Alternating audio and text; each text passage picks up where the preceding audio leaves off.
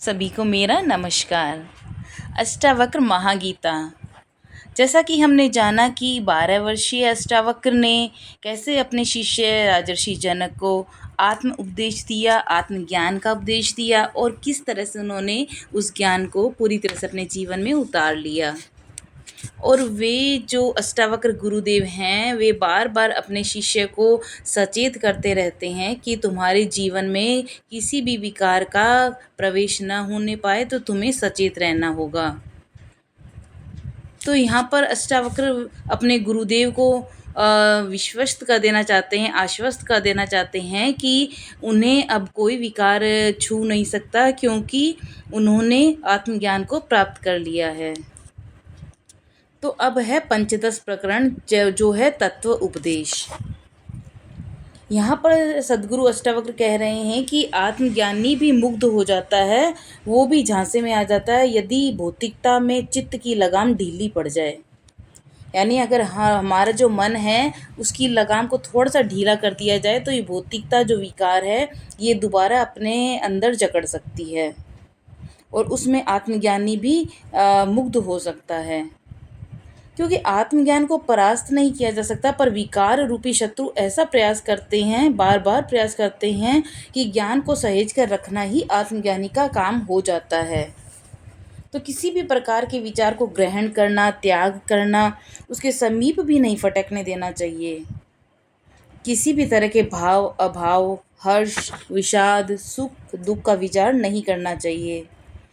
शांत होकर परम सुख में स्थिर हो जाना चाहिए। निश्चय कर लेना चाहिए कि एकमात्र स्वयं ही सर्वत्र में व्याप्त है और दूसरा और कोई नहीं। आत्मज्ञानी के लिए न मुक्ति है न बंधन है। क्योंकि अष्टावक्र ने बताया कि मनुष्य के जीवन के लिए जैसे भोजन और भोजन के लिए अन्न की आवश्यकता होती है, और अन्न का उत्पादन करने वाला जो किसान है कितना परिश्रम करता है, और यह सब जानते हैं कि खेत को बीज के लिए पहले तैयार करना पड़ता है, उसकी जो है अच्छे से गुड़ाई करनी पड़ती है, बीज को छांटना, चुनना, बोना, खाद पानी का नियमित पोषण देते रहना करना पड़ता है। उसको कीट पक्षियों से बचा के रखना होता है, उचित ढंग से पक जाने पर अवशेषों से अलग करना होता है, तब कहीं जाकर अन्न तैयार होता है। और यही संबंध गुरु और शिष्य के बीच में है। गुरु वह किसान है जो शिष्य रूपी खेत में ज्ञान की फसल बोता है और उपयुक्त सभी तैयारियां कर देता है, तब कहीं जाकर उसका प्रयोजन, उसका उद्देश्य सफल होता है। तो अष्टावक्र ऐसे ही गुरु हैं जिन्हें जनक के रूप में खेत तो मिल गया है, और जिसमें उन्होंने ज्ञान बीज बोने का कार्य भी कर दिया है, और अंकुरण उनके अनुसार ही अपेक्षित ही हो रहा है। जैसा वे चाहते थे वैसा ही उनको फल मिल रहा है। तो अब कीट पक्षियों यानी सांसारिक विषय विकारों से अंकुरों को समर्थ होने तक सुरक्षित भी तो रखना है। इसलिए वे बार बार निराई गुड़ाई करते रहते हैं, यानी कि उनको बार बार सचेत करते रहते हैं, आत्मज्ञान के बारे में सचेत करते हैं कि तुम्हें इस भौतिक जगत के विकारों से दूर रहना है। तो कहीं कोई कीट घास फूस की ओट में तो छिपा नहीं रह गया। ये जो चंचल मन है किसी विषय रूपी जो विषय रस रूपी जो पक्षी है उसको प्रेरित तो नहीं कर रहा। तो गुरु को सब जांचना परखना पड़ता है। इसलिए अष्टावक्र आत्मज्ञान के जो प्रबल शत्रु हैं उनका बार बार वर्णन करते हैं। उनके द्वारा बारंबारता शिष्य के हित में है। इससे सचेतन शक्ति बढ़ती है, दृढ़ता बढ़ेगी और मुख्य जो बाधाओं की पहचान में समस्या नहीं रहेगी। अब मुख्य बाधा कौन है और क्या है? ये जो चित्त है, ये मन है, यही सबसे बड़ी मुख्य बाधा है। जितने भी शुद्ध और अशुद्ध विचार उठते हैं इसी चित्त से, उसी मन से उठते हैं। सांसारिक भोगों में लिप्त हैं तो शुद्ध विचारों का तो प्रश्न ही नहीं उठता। तो ज्ञान की देयता और जो ग्रहण करना दोनों ही इस बात पर निर्भर करती है कि दोनों ही पक्ष को इसका अधिकार होता है।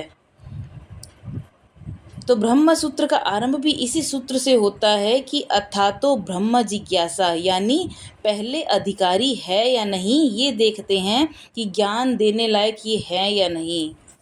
इसका निर्णय कर तब ब्रह्म ज्ञान की जिज्ञासा कर। जैसे कि गौरैया ने बंदर को वर्षा में भीगने से बचने के लिए घर बनाने का ज्ञान दिया था। एक कहानी के अंदर आपने भी सुना होगा कि किस तरह से गौरैया ने बंदर को वर्षा में भीगने से बचने के लिए घर बनाने का ज्ञान दिया। और परिणाम सब जने जानते हैं कि ऐसे को ज्ञान क्या देना जिसमें सत्वता ही नहीं, और सत्वता नहीं तो अज्ञान का अधिकार भी नहीं, कि जब वो ज्ञान ग्रहण करना ही नहीं चाह रहा तो ऐसे को ज्ञान देने का क्या प्रयोजन। क्योंकि सत्व ज्ञानी को तो संकेत भर से ही ज्ञान हो जाता है। यानी अगर किसी को ज्ञान लेने की इच्छा है, ग्रहण करने की इच्छा है, तो उसको संकेत मात्र से ही वह ज्ञान प्राप्त हो जाता है, क्योंकि वह अधिकारी है और उसने वह अधिकार सत्वता भरी जिज्ञासा से पाया है। जिसमें जिज्ञासा ही नहीं, उसको क्या अधिकार, उसका अंतःकरण दोष रहित हो जाता है। और तत्वमसि अर्थात तू ही ब्रह्मा है के साथ ही उसे अहम ब्रह्मास्मि की अनुभूति हो जाती है। यानी तू ही ब्रह्मा से उसे अहम ब्रह्मास्मि की अनुभूति हो जाती है। यह ज्ञान के प्रति उनकी जिज्ञासा और गहराता है। तो जिस इसके विपरीत जो सत्व रहित जिज्ञासु है, उसको जीवन भर शास्त्रों का उपदेश देते रहो तो भी वह तत्व को समझने में समर्थ नहीं होता, क्योंकि जहाँ सत्वता नहीं वहाँ तत्व ज्ञान क्या। अष्टावक्र कह रहे हैं कि सत्व और सद्बुद्धि ही ज्ञान को आत्मसात कर पाती है। तो अष्टावक्र जो बंधन मुक्ति प्रकरण में इनके विषय में वो पहले ही बता चुके हैं, यहाँ पुनः दोहरा रहे हैं कि अब व्याख्या नहीं, यहाँ पर केवल 2 शब्दों में स्पष्ट है। ये है मोक्ष और बंधन, एकमात्र सत्य, एकमात्र ज्ञान। अब जिज्ञासु पर निर्भर है कि वह क्या चाहता है, मोक्ष चाहता है या बंधन चाहता है।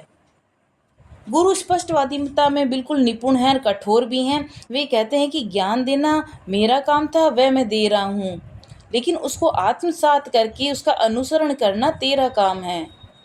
कल को तू भूलता है तो ये तेरा दोष होगा। मुझसे तू आज पूछ ले, चाहे जितनी बार पूछ ले, समझ आने तक तू पूछता रहे, लेकिन बाद का जो दायित्व वो मैं नहीं लूँगा। क्योंकि मुक्ति है विषयों में पूर्ण अनासक्ति और बंधन है विषयों में आसक्ति। तो आत्मज्ञानी जनक गुरु अष्टावक्र के इस नए रूप से प्रसन्न तो हैं, और गुरु की यह कठोरता शिष्य के लिए आवश्यक भी है, क्योंकि ज़्यादा नम्रता से शिष्य में जो ग्रहण करने का भाव है वह शिथिल हो जाता है। तो अष्टावक्र सभी नियमों का पालन करते हैं। वे रास को अब थोड़ा खींच रहे हैं और तत्व ज्ञान के लिए शिष्य जनक को रास को थोड़ा खींच लेना आवश्यक समझते हैं। तो यहाँ पर हम जैसा दूसरों के बारे में सोचते हैं वैसा ही दूसरे हमारे बारे में सोचते हैं। यह मन की गति है। जैसे किसी अपरिचित से व्यवहार करके देखते हैं हम कि तुम्हारे अगर तुम्हारे उसके प्रति भाव कैसे जैसे होंगे वैसे ही वह तुम्हारे प्रति भाव रखेगा। जिस प्रकार सिपाही और चोर का संबंध होता है, दोनों ही परस्पर शत्रु भाव रखते हैं, और यही अज्ञानी और आत्मज्ञानी के बीच का संबंध है। आत्मज्ञानी है वो अज्ञानी को दया योग्य मानता है कि बेचारा विषयों में इस भौतिक जगत में उलझकर जीवन को नष्ट कर रहा है, और वहीं जो अज्ञानी होता है वह आत्मज्ञानी को देखकर सोचता है कि इस बेचारे ने इस जो तत्व के चक्कर में अपने सारे रस खो दिए हैं। अब वह नहीं जानता कि आत्मज्ञान का ऐसा ही प्रभाव है, क्योंकि आत्मज्ञान चमत्कृत कर देता है, स्तब्ध कर देता है। एक बार यक्ष ने प्रश्न किया युधिष्ठिर से कि सबसे बड़ा आश्चर्य किया है। तो युधिष्ठिर ने उत्तर दिया कि मृत्यु के प्रति अनिश्चितता। यानी हम रोज शरीर को क्षय होते देखते हैं, नष्ट होते देखते हैं, फिर भी इसके प्रति गंभीर नहीं होते। ये देह नाशवान है, ये जड़ से जड़ व्यक्ति जानता है पर मानता नहीं। देहासक्ति उसे इस विषय में सोचने ही नहीं देती। देह सुख के समक्ष उसके लिए सब गौण हैं। देह को सुख पहुंचाने के लिए वह नाना उपाय करता है। वह यह विचार भी नहीं करता कि उसके सुंदर नयन, शुक नासिका, बलिष्ठ वक्ष सब निर्जीव होकर अग्नि या मिट्टी हो जाने हैं। एक दिन पंचतत्व समय की धार पर पंचतत्वों में विलीन हो जाएंगे। जिस देह को पत्नी देकर मुग्ध और मोहित थी उसे वह भुला देगी, क्योंकि ये तो होना ही था कहकर फिर से अपने जीवन में व्यस्त हो जाएगी, और वह देह को कर्ता और भोक्ता मान जीवन भर इसी आपाधापी में लगे रहते हैं और अतृप्त ही विदा हो जाते हैं।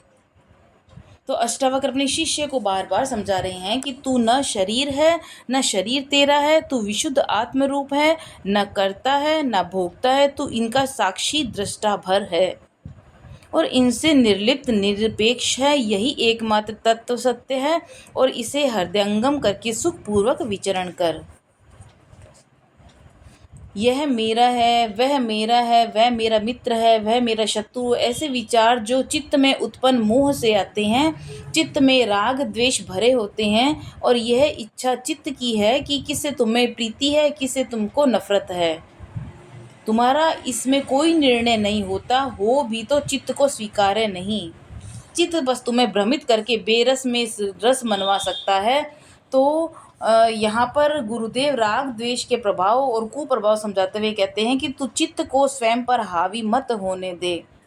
यह राग द्वेष जैसे अचूक जो विकार वाले अस्त्र हैं उसका धनी है। तो तू निर्विकल्प रह, निर्विकार होकर सुखपूर्वक विचरण कर और सभी तत्वों को आत्मा में और आत्मा को सभी तत्वों में जानकर अहंकार शून्य हो जा और मोह मुक्त होकर सुखी रहे। क्योंकि अद्वैत में द्वय नहीं होता, वहाँ सब एक है। पंच तत्वों से बना शरीर और आत्मा भी एक है। पंचभूतों में आत्मा व्याप्त है जबकि आत्मा में पंचभूत समाहित हैं।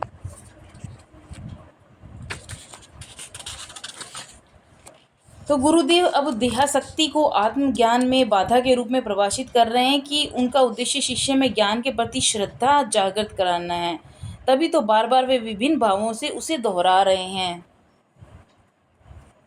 तो देह के नष्ट होने के जैसे ही मनुष्य को संकेत मिलते हैं तो वो देहदास से भय से कंपित होने लगता है। वह कांप जाता है कि अब मेरा देह नष्ट होने वाला है और देह में जरा सी भी अशक्तता निर्बलता दिखाई देगी उसको तो तुरंत ही शक्तिवर्धक चूर्णों का आश्रय ले लेगा।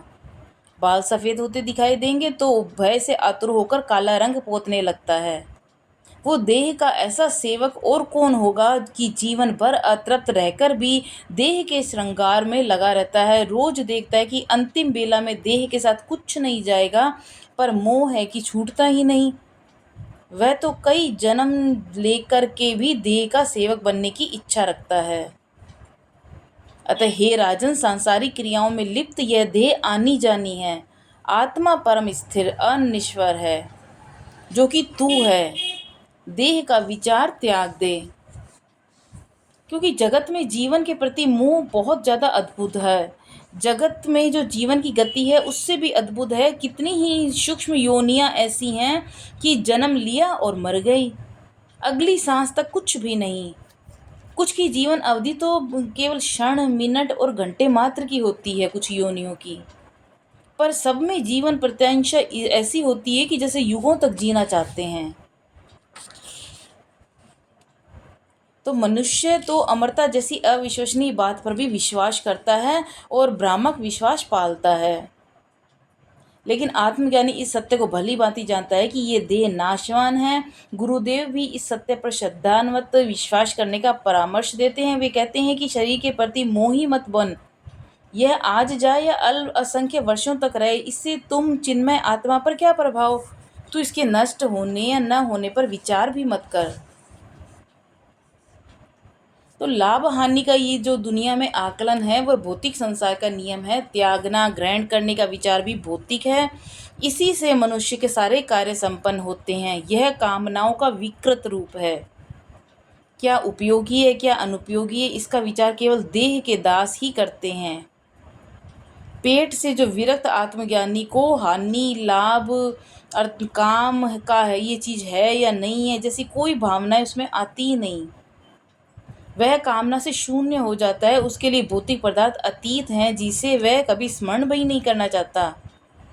राजा जनक बोध से भर गए हैं। उनका आत्मचिंतन श्रद्धान्मुख होने लगा है। यह तो गुरुदेव चाहते थे और उन्होंने तो सब जान लिया है। अब उस पर श्रद्धा भी हो जाए तो जनक को श्रद्धा हो रही है। तब गुरुदेव बहुत ज़्यादा प्रसन्न हैं। गुरुदेव कह रहे हैं कि तू एकमात्र अद्वैत स्वरूप है जिसका कभी नाश नहीं होता। तू पूरी तरह से सर्वव्यापी, शांत, परम शुद्ध है। फिर तुझ में कहाँ से जन्म मृत्यु, कहाँ कर्म, कहाँ अहंकार, कहाँ तू विकार रहित होगा। क्योंकि जनक की जो स्वीकारोक्ति और निश्चय ने सदगुरु को इतना आश्वस्त कर दिया है कि उन्होंने जिस प्रयोजन से, जिस विश्वास से जनक को शिष्य के रूप में स्वीकार किया था, वह उनका जो कार्य है सिद्ध हो गया है। और जब सदगुरु भी निश्चय होकर स्वीकार कर लें कि शिष्य अपेक्षाओं के अनुसार आत्मदर्शी हो गया है, तो सार्थकता सिद्ध हुई। संगति का प्रभाव तो अपेक्षित है, यानी जैसी संगति होती है वैसा ही उसका प्रभाव होता है, और वह हो चुका है। तो अपने गुरु के संगत में रहकर उनके शिष्य राजा जनक भी आत्मदर्शी हो गए हैं। वह पूरी तरह से एक अद्वैत स्वरूप में आ गए हैं। तब गुरुदेव स्वयं कह रहे हैं कि तू सर्वव्यापी है, शांत है, निर्मल है। अष्टावक्र अपने शिष्य के निश्चय की पुष्टि करते हुए कहते हैं कि तू आत्म उपलब्ध हो गया है, अब कोई संदेह नहीं, तू पूर्णतः मुक्त है। और जहाँ तक तुम्हारी दृष्टि जाती है, जो भी तुम देख पा रहे हो वह सब तुम्हारा ही रूप है, अर्थात हर और तुम ही व्याप्त हो। जिस प्रकार आभूषण होते हैं वे भिन्न भिन्न आकार के, भिन्न भिन्न डिजाइन के होते हैं, लेकिन होते तो वह मूल रूप से स्वर्ण के, सोने के बने हुए ही होते हैं। उनका भिन्न भिन्न रूप हो सकता है, डिजाइन हो सकता है, लेकिन होते हुए स्वर्ण के बने हुए हैं। उसी तरह से ये आत्मा ही मुख्य बिंदु है, बाकी शरीर अलग अलग रूप शरीर धारण करता रहता है। तो बहुत ही सुंदर तरीके से जो गुरुदेव अष्टावक्र ने अपने शिष्य राजा जनक को समझाया। तो वे बताते हैं कि यदि किसी ने कह दिया कि संसार माया है, इसमें कुछ नहीं रखा, तो जो अज्ञानी उसका मुख भी देखना स्वीकार नहीं करता, क्योंकि मन ने भ्रमित कर दिया है कि फलाना तेरे सुख से जल रहा है। ये अज्ञान ही है जिसने जगत के अस्तित्व को स्वीकार कर इसकी दासता ग्रहण स्वीकार कर ली है। लेकिन आत्मज्ञानी के लिए तो जगत है ही नहीं, उसे तो सर्वत्र आत्मा की सत्ता ही व्याप्त लगती है। वह अपने अतिरिक्त किसी को देखता ही नहीं, क्योंकि वह समभाव से भरा हुआ है।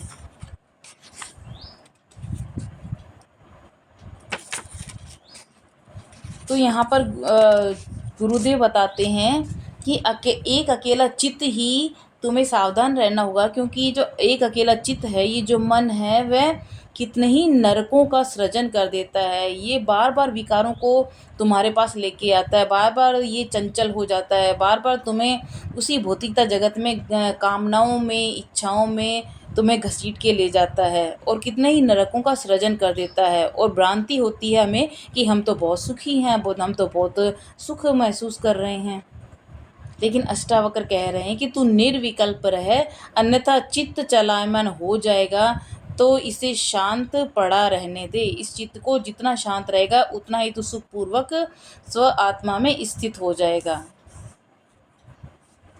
तो यहाँ पर अष्टावक्र ने एक और बहुत साफ स्पष्ट शब्दों में कहा है कि ध्यान को तू स्थान मत दे, यानी जो ध्यान को ऋषि मुनियों ने महत्वपूर्ण कहा है, तो ध्यान से चित्त शांत होता है। जैसा कि ऋषि मुनि बताते हैं चित्त शांत होता है, ऐसी उनकी धारणा है।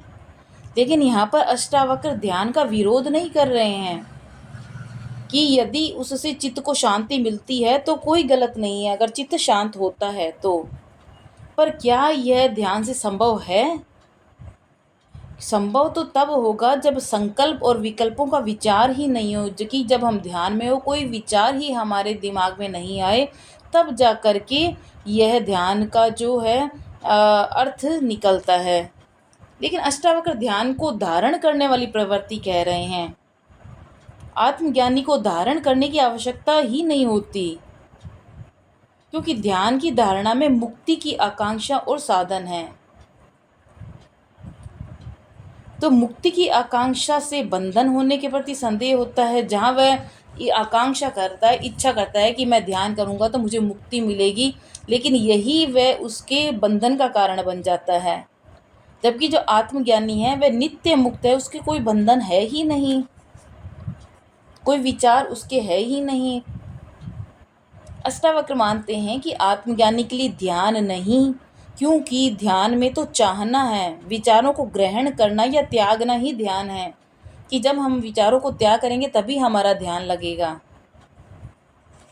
तो ये ध्यान है, ये भ्रमों में भी सत्य को प्रतीति करा देता है। और ध्यान मग्नता किसी प्रकार का सम्मोहन है और सम्मोहन विकारग्रस्त करता है। अतः हे राजर्षि जनक, तू सर्वत्र से ध्यान का त्याग कर दे और मन में कुछ भी धारण मत कर, कुछ भी विचार मत ला। तू संसारी नहीं है, अपितु तू आत्मवत है। ध्यान और विचारों से न किसी की मुक्ति हुई है न होगी।